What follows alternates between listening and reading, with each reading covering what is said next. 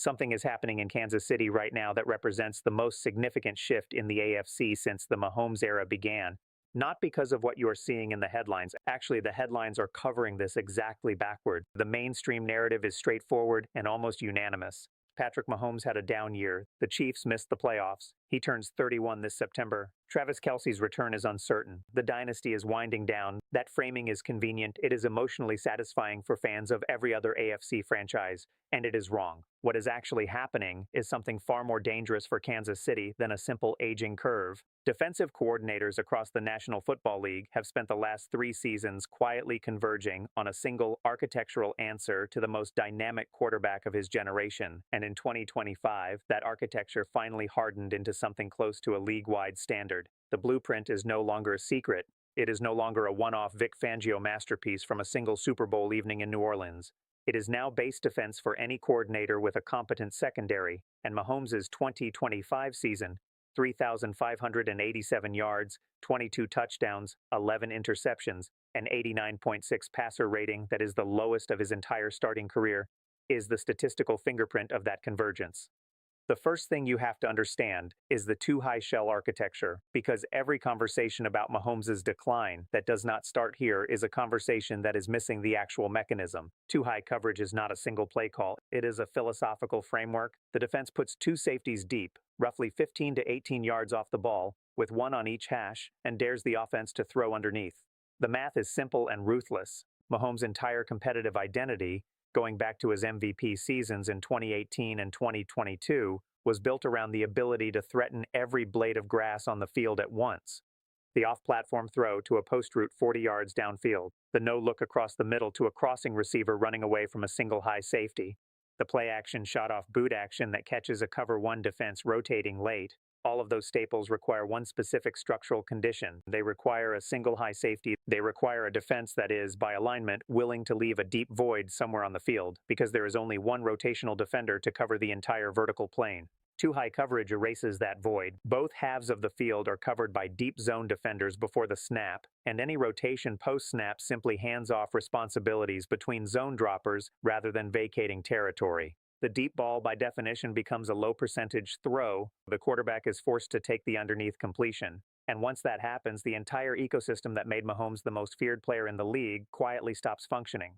According to Pro Football Focus and ESPN's Stats and Information Group, Kansas City has now spent multiple seasons facing the highest rate of 2 or more high safety looks in football. In 2025, that rate climbed again, and the production tells the story. 12 completions on 40 deep attempts outside the numbers, 3 interceptions on those throws, 0 touchdowns. Compare that to the middle of the field, where Mahomes posted a 105.8 passer rating on throws of 20 or more yards downfield, and the picture sharpens. It is not that Mahomes can no longer throw the deep ball. It is that defenses have systematically taken away the only sectors of the field where the deep ball is geometrically available to him, and forced every shot he does take into the most contested area on the field, which is deep down the sideline against a safety with a head start. But there is a second thing almost no one is connecting properly, and it is what Vic Fangio did in Super Bowl LAX and how that game became the doctrinal turning point. Most coverage of that Super Bowl loss treated it as a one-game collapse, 40-22. The Eagles' defensive front teed off on a depleted Chiefs offensive line. Jalen Carter and Milton Williams generated pressure without the blitz. Kansas City could not establish anything, end of story. That framing is true at the surface and false underneath.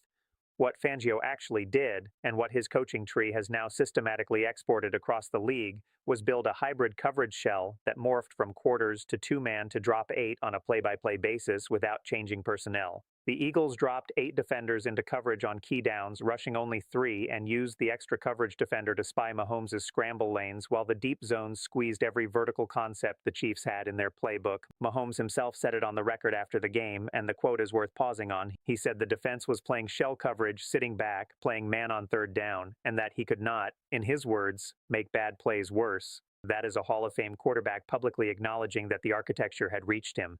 Heading into that game, Mahomes had registered the second worst passer rating in the entire National Football League on throws of 20 or more air yards.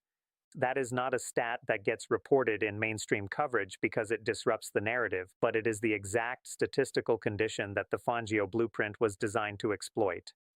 By the start of the 2025 season, that blueprint had been adopted in some form by Lou Anarumo, by Brian Flores in Minnesota, by virtually every defensive coordinator with the secondary depth to execute it.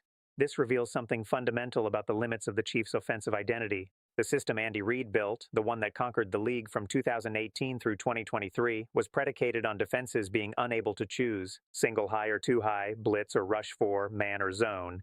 Mahomes had a counter for everything because the defense had to commit to one structure or another. The Fangio doctrine eliminates the commitment. The defense now plays multiple structures within the same play, and Mahomes' processing speed, which used to be the league's most valuable asset, is now being asked to solve a different equation than the one his offense was built to solve.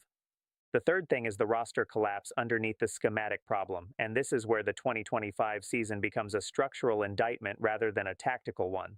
The Chiefs finished the 2025 regular season ranked 21st in the league in points per game at 21.3, 16th in passing yards per game at 232.2, and 25th in rushing yards per game at 106.6. That is not a championship caliber offensive profile. That is the offensive profile of a wildcard bubble team. And the reason it collapsed is not that Mahomes regressed. It is that the supporting roster around him was never rebuilt to defeat the architecture that defenses are now using against him. Kansas City entered 2025 without a true X receiver. Rashee Rice, Xavier Worthy, and Hollywood Brown are all variations of the same archetype, speed and separation receivers who win in space against off coverage. None of them is a contested catch winner outside the numbers against press man coverage with a safety capping over the top. Worthy played the entire season through an injury that required off-season surgery. Brown was inconsistent. Rice was Kansas City's most productive receiver and still did not crack 600 yards. Travis Kelce, at 36, posted his lowest yardage total in nearly a decade at 851 yards, and his return for 2026 remains, as of this recording, publicly undecided. Behind them, the running back room collapsed. Isaiah Pacheco's longest run of the entire season was 16 yards. Kareem Hunt, a useful short yardage option, no longer has the second gear to threaten a defense's run fits. The result was an offense with no vertical separation, no inside power, no perimeter contested catch threat, and a quarterback who was forced to scramble for a career-high 422 rushing yards just to keep drives alive. That rushing total is the most underreported number of the entire Chiefs season. It earned Mahomes a Pro Football Focus rushing grade of 86.7, the second highest among all quarterbacks in the league. Translate that out of the analytics speak, the most accomplished pocket passer of his generation is now generating a meaningful percentage of his offensive production with his legs, not because that is the optimal use of his skill set, but because the architecture in front of him has collapsed and the architecture and coverage behind it has solved his preferred answer keys. He is being asked to be a different quarterback than the one the league has spent 8 years preparing for, and the December 17th placement on injured reserve is the physical bill for that adaptation arriving in real time. The fourth thing is what all of this actually means for 2026, and this is where the headlines are most aggressively misleading the audience. The dominant offseason narrative around Kansas City has been that Mahomes is rehabbing, the Chiefs will reload, and Andy Reid will figure it out the way he always has. That framing assumes the problem is solvable with continuity. The evidence on the ground suggests otherwise. The Chiefs entered the 2026 NFL Draft with the 9th overall pick, a draft slot that alone tells you how far the franchise fell in 2025. They have not made a true free agent splash at wide receiver. They drafted Cyrus Allen out of Cincinnati in the 5th round, a developmental piece, not a solution. Their offensive line is still being held together by All-Pro center Creed Humphrey on the interior, but left tackle Josh Simmons is returning from an injury of his own. And the tackle position carousel that dragged through 2025 has not been definitively closed. Mahomes is on schedule to participate in OTAs later this month, which is the public-facing good news, but the strategic problem he is returning to is the same problem he could not solve in December. The two high shells are not going away. The Fangio blueprint is now standard. The defenses that face Kansas City in 2026 will have an additional offseason of film to study, and the Chiefs will have, by the most generous reading of their offseason moves, marginal upgrades to a passing game ecosystem that was already structurally insufficient. The optimistic read, the one being pushed by writers loyal to the Chiefs' brand, is that Mahomes has now experienced the worst version of this problem and will adapt. The colder read, the one supported by the actual film and the actual roster, is that the league has spent 3 years engineering a defensive architecture specifically calibrated to neutralize the most dangerous element of Mahomes' game, and that architecture is now permanent. The Kansas City Chiefs as a Super Bowl contender require a new offensive identity, not a return to the old one.